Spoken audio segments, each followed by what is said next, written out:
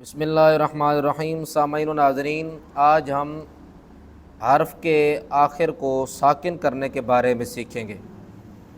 اگر حرف کے آخر میں زبر آ جائے، مثلا ذالکا، اب جب ہم اسے ساکن کریں گے تو یہ پڑھیں گے ذالک، یعنی ساکن مرنا، ٹھہرنا، جہاں پر ہمارا سانس ٹوٹ رہا ہے یا ہمیں کھانسی آ جائے یا ہم رکنا چاہ رہے ہیں تو ہم، یا وقف ویسے آ گیا قرآن مجید میں، تو ہمیں ساکن کرنے کا طریقہ کار آنا چاہیے۔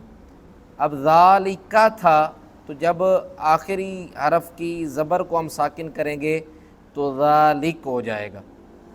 اس طرح اگر زیر آ جائے تو اس کا بھی یہی طریقہ کار ہے، ذالکی اگر ہے تو اس کو بھی ذالک کر دیں گے۔ اس طرح اگر پیش آ جائے تو اس کا بھی یہی طریقہ کار ہے۔ مثال کے طور پر نستعینو تھا تو نستعین، نستعین، تو یہ زبر زیر پیش، یعنی ہم اس کو آخر میں نہیں پڑھیں گے بلکہ اس کے اوپر ٹھہرا دیں گے، اس کو روک دیں گے اور اس کو مکمل طور پر ساکن کر دیں گے، اس کی آواز بند ہو جائے گی، حرف اور حرکت دونوں کی آواز کو بند کر دیں گے۔ اس طرح جب دو زبر آئیں گی، مثال کے طور پر قرآن مجید میں سورۃ النبأ 30واں پارہ ہے، وَفُتِحَتِ السَّمَاءُ فَكَانَتْ أَبْوَابًا۔ اب یہ ابوابا اصل میں نہیں ہے، یہ ہے ابوابن، تو دو زبر آئی ہیں تو ہم نے دو زبر کو ایک الف کے ساتھ بدل دیا ہے جب اس کے بعد الف آ رہا تھا۔ دو زبر میں سے ایک زبر کو ہم نے الف کے ساتھ بدلا اور ایک الف کی مقدار کر کے ہم نے اس کو ساکن کر دیا۔ ابوابن تھا تو ہم نے اسے ابوابا کر دیا۔ اس طرح لفظ ہے مسمن، اصل میں یہ اب جب وقف کریں گے اس کا تو ہم کریں گے مسمع، یعنی ایک کھڑی زبر کی مقدار جو ہے ہم اسے لمبا کر دیں گے، اسے الف سے بدل دیں گے یا کھڑے زبر سے بدل دیں گے۔ حالانکہ یہاں پر دو زبر کے بعد چھوٹی یا آ رہی ہے، یا کا جو ہے وہ حرف آ رہا ہے، ہم نے اس یا کو ایک الف سے بدل دیا، مسمع، ٹھیک ہے۔ اسی طرح دو زیر آ گئی ہیں تو دو زیر کو ہم ویسے ہی ساکن کر دیں گے جیسے ہم زبر، زیر اور پیش کو جو ہے وہ ساکن کرتے تھے۔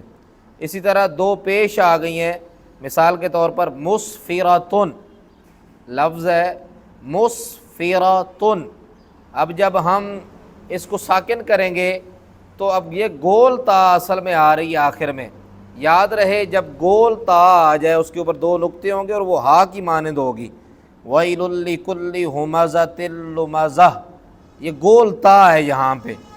یاد رہے جب وقف کی صورت میں گول تا آ جاتی ہے، جب ہم اس کے اوپر ٹھہرتے ہیں تو پھر گول تا کو تا نہیں پڑھتے بلکہ ہم اس کو ہا پڑھتے ہیں۔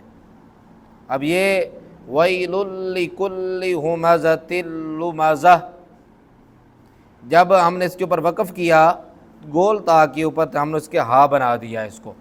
اسی طریقے سے یہ مسفراتن ہے تو جب ہم نے دو پیش کو یہاں پہ ساکن کیا تو گول تا کو ہم نے ہا کر کے پڑھا۔ یاد رہے اگر آخر میں حروف مدہ میں سے کوئی آ جائے، میں نے آپ کو پہلے بتایا تھا حروف مدہ تین ہیں، الف، واو، یا، جب یہ وقف کی صورت میں آئیں گے تو اس وقت ان میں کوئی تبدیلی نہیں ہوگی، ویسے ہی پڑھے جائیں گے۔ مثال کے طور پر یعنی ہم اسے الف کو، واو اور یا کو کسی اور چیز سے نہیں بدلیں گے، جس طرح وہ آئے ہیں ہم ویسے ہی پڑھیں گے۔ الف مدہ کب ہوتا ہے؟ جب الف سے پہلے حرف پر زبر ہو۔ واو مدہ کب ہوتا ہے؟ جب واو سے پہلے حرف پر پیش ہو۔ اور یا مدہ کب ہوتی ہے؟ جب یا سے پہلے حرف کے نیچے زیر ہو، تو اس وقت یہ تینوں حروف مدہ ہوتے ہیں اور ان کی مقدار ایک الف کے برابر ہوتی ہے، جیسے آ، او، ای، یعنی با، بو، بی۔ تو یہ جب وقف کی صورت میں آئیں گے تو ان کے اندر کوئی تبدیلی نہیں آئے گی بلکہ یہ ویسے ہی پڑھے جائیں گے۔ اسی طریقے سے یاد رہے کہ الف جب اس کے اوپر زبر، زیر، پیش یا کوئی بھی حرکت آ جاتی ہے تو وہ الف نہیں رہتا بلکہ وہ حمزہ بن جاتا ہے، اور حمزہ ہمیشہ جھٹکے سے پڑھا جاتا ہے، جیسے آ، با، بی، بو۔ تو آج ہم وقف کی اصل میں جو ہے وہ صورتیں پڑھ رہے تھے کہ جب زبر، زیر، پیش، دو زبر، دو زیر یا دو پیش آ جائیں گی یا آخر میں گول تا آ جائے تو ہم نے اس کو کس حالت میں پڑھنا ہے۔ تو آج ہم نے یہ چیزیں سیکھی ہیں۔ اللہ رب العالمین سے دعا ہے اللہ تعالیٰ ہمیں علم نافع عطا فرمائے اور ہمارے علم میں اللہ تعالیٰ اضافہ فرمائے، علم دین سیکھنے کی توفیق عطا فرمائے، اور قرآن مجید کو اللہ تعالیٰ مکمل تجوید سے پڑھنے کی توفیق عطا فرمائے۔ تجوید سے پڑھنے کا مکمل ثواب ہے، اس کا اجر ہے، اس لیے یہ سیکھنے کی کوشش کریں۔ اللہ تعالیٰ عمل کی توفیق عطا فرمائے۔ والسلام۔